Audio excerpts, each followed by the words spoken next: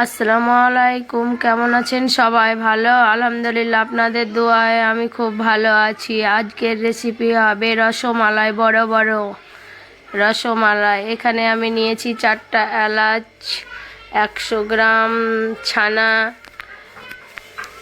আর 500 দুধ, ঘি, রোল ময়দা, আর গুঁড়ো দুধ, চিনি। এখানে আমি এগুলো সব নিয়েছি। ছানাতে এবার গুঁড়ো দুধটা মিশিয়ে দিলাম,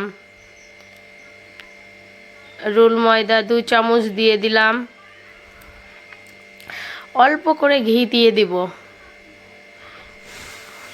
অল্প করে ঘি দেওয়ার পরে ভালো করে এটা মেখে নেব।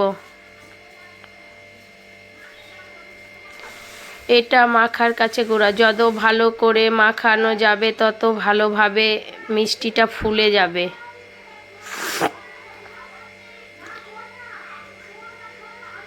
এটা না খুব নরম হবে না খুব শক্ত হবে, ভালো করে হাতে দিয়ে মেখে নেবেন।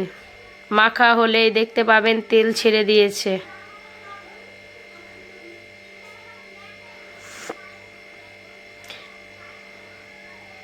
পাঁচ মিনিট ধরে ভালো করে মেখে নিতে হবে।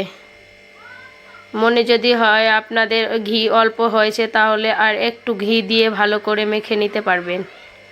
এখানে মাখানো হয়ে গেছে, মিষ্টি তৈরি করতে লেগেছি। একটা মিষ্টি হয়ে গেছে, আমার 8টা মিষ্টি হয়েছে। দেখুন মিষ্টিগুলো ফেটে যায় না, তেল হয়ে আছে, তার মানে মাখানো ভালোভাবেই হয়ে গেছে। এটা খেয়াল রাখবেন যে মাখানো ভালোভাবে হলে মিষ্টির গায়ে কোনো ফাট ধরবে না, ভালোভাবে হয়ে যাবে। আমার সবগুলো মিষ্টি তৈরি হয়ে গেছে। এই মিষ্টির কালার সাদা হয়নি কারণ আমি এখানে গুঁড়ো দুধ ব্যবহার করেছি, ঘি ব্যবহার করেছি, তাই সাদা হয়নি। এখানে দুধটা জাল দিয়ে নেব। 500 দুধে আমি 1 বাটিরও একটু কম চিনি দিয়ে দেব। 4টা এলাচ দিয়ে দেব। দুধটাকে ভালোভাবে জাল দেওয়ার জন্য রেখে দেব। দুধ যখন ফুটে উঠবে তখন মিষ্টিটা ছেড়ে দেবেন।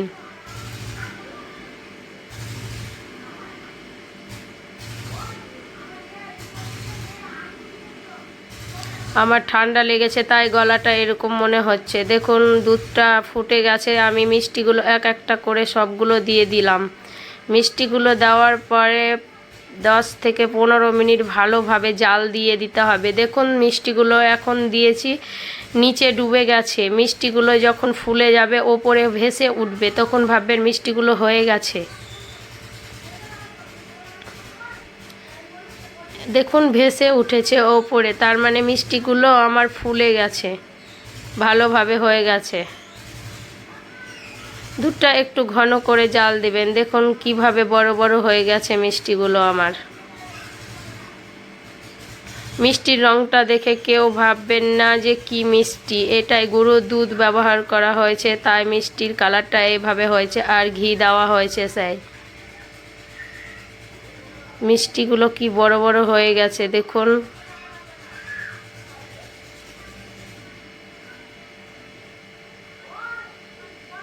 দশ থেকে 15 মিনিট জাল দিলেই হয়ে যাবে।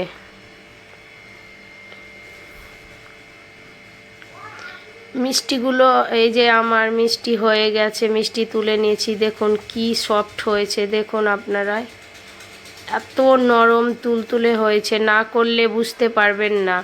একবার ট্রাই করে দেখবেন। দেখুন মিষ্টিগুলো কত নরম হয়েছে, সফট হয়েছে মিষ্টিগুলো, আর কত বড় বড় হয়ে গেছে মিষ্টিগুলো। দেখুন একটুতেই কেটে গেল।